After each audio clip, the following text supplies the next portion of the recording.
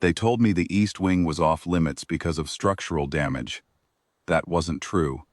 The east wing was off limits because of the dragon. I'd been cleaning the Solvar consulate for 11 years.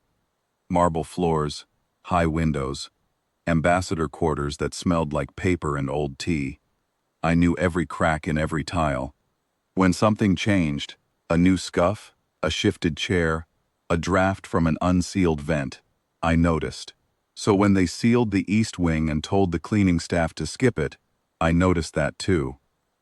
Structural assessment, Len said. He was the deputy consul, a thin man who wore his authority the way some people wear borrowed shoes. Stay clear until further notice. I stayed clear for 2 days. On the third morning, I found blood on the marble outside the east wing door. Not human blood, something thicker, copper dark, with a mineral smell like hot iron. It had dried into a crust that would take real work to lift. I got my bucket and my scrub brush, and I cleaned it. On the fourth morning there was more. On the fifth, I opened the door. He was enormous, 12 meters from nose to tail, curled against the far wall of the reception hall where the ambassador used to hold quarterly briefings. Iron bronze scales, ridged along the spine, cracked and dull along the left flank, where something had torn through. His left wing was folded wrong, the joint swollen to twice its natural size, the membrane shredded from mid-span to the trailing edge. He smelled like engine coolant and old blood, and something underneath that was warm and alive, musky, almost sweet, the way a horse smells after a long run in the cold. He opened one eye, amber, the pupil, a vertical slit that widened when it found me. He roared. The sound hit me in the sternum. I took a step back, gripped my mop handle, and waited. He roared again, deeper, the kind of sound that was meant to move something larger than a 56-year-old woman holding a plastic bucket. I waited until he was done. Then I mopped the blood. He watched me the whole time. I could feel that amber eye tracking my path, the slow sweep of the mop, the wringing of the cloth. When I finished, I left a bowl of water by the door and closed it behind me. The next morning the bowl was empty. I refilled it, left another, mopped the new blood. There was always new blood, the wound on his flank seeping slowly, staining the consul's imported marble in ways that would take acid wash to fully remove. By the end of the first week, he'd stopped roaring when I opened the door. By the second, he'd shifted, just slightly, just enough, so I could reach the worst of the staining without stepping over his tail. Nobody asked about the East Wing. The diplomats had other concerns.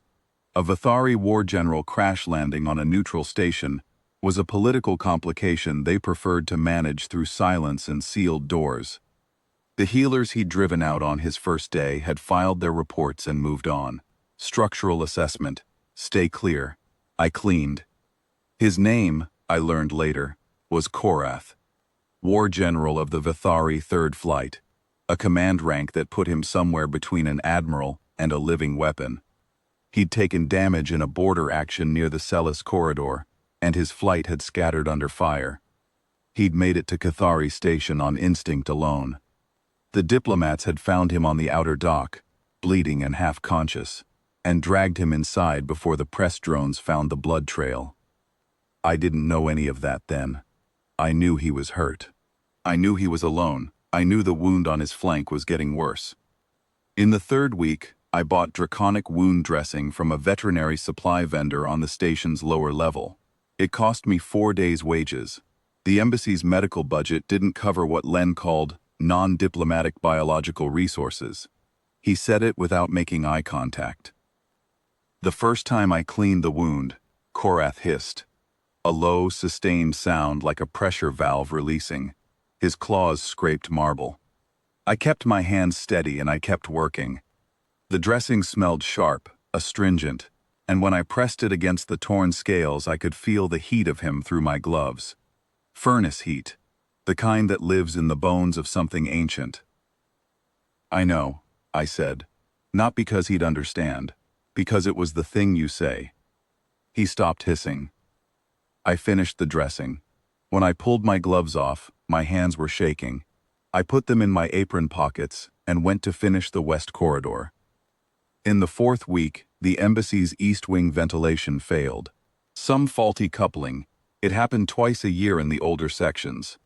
The temperature dropped fast. Not dangerous for me. I had my quarters on the 3rd floor with working heat. But for a dragon with a compromised wing and a healing flank wound, cold was a problem. Cold slowed the blood. Cold tightened the scales around the wound margins. Cold could kill a recovery. I came down at 2 in the morning with my coat. It was a station-issue overcoat, gray, fleece-lined, nothing special. I'd had it for 6 years. It smelled like floor polish and instant coffee, and the recycled air of a woman who'd spent a decade cleaning other people's marble. I draped it over his damaged wing, carefully, not touching the wound, just covering the joint where the swelling was worst, where the cold would settle first. He watched me. I said, "Don't tear it. It's the only one I've got." I went back upstairs in my shirt sleeves. In the morning, the coat was still there. He hadn't moved it. I brought it every night after that. I also started leaving my own painkillers. Standard analgesics for my lower back.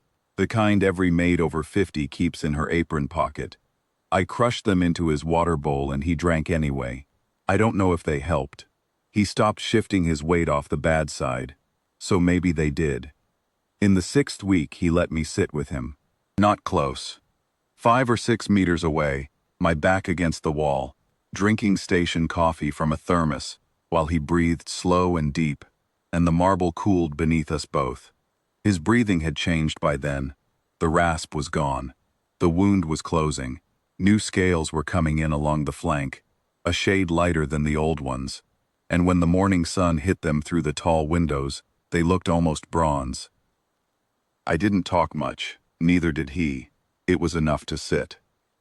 In the 11th week, I heard the ships. 8 Vithari war dragons landed on Cathari Station's outer dock at dawn. I knew, because the building shook, not with impact, but with presence. The marble hummed under my shoes. The water in my bucket rippled.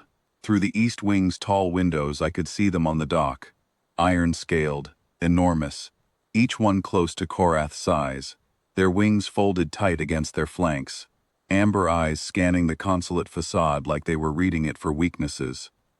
They came through the front atrium in formation. The ambassador and his staff pressed themselves against the corridor walls. Len dropped his coffee on the marble. I'd have to clean that later. The pack commander was the largest. A female, dark iron gray, with silver ridging along her jaw, old scars crossing her shoulders like a map of wars I would never understand. She walked the marble corridor with the precision of someone who had ended campaigns and remembered every name. They found the east wing door, unlocked. I'd stopped locking it in the 3rd week. They found Korath on his feet. The wing still folded wrong, but the swelling down. The flank wound closed, dressed clean, the new scales catching daylight. The marble beneath him scrubbed to a shine. They found me mopping the hall outside his door. The commander stopped. All 8 stopped. The marble went quiet in a way I'd never heard marble go quiet, as though the stone itself was holding something back. She looked at me, then at Korath. She spoke in Vithari, low harmonics, consonants that came from somewhere behind the teeth. I couldn't follow it. Korath answered. One word, the first word anyone on Cathari Station had heard from him in 11 weeks. Senna. The pack went still. Not frozen, still. The kind of still that has weight, the kind that means something is being recognized in a register you don't have a name for.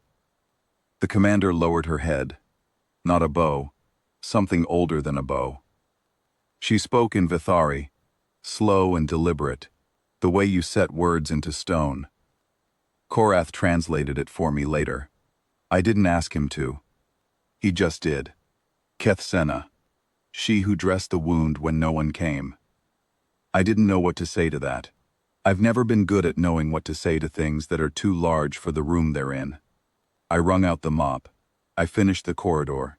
I cleaned Len's coffee stain from the atrium floor. The pack was still in the East Wing when I left for the night. 8 war dragons arranged around their general in the kind of silence that doesn't need words. My coat was still on his wing.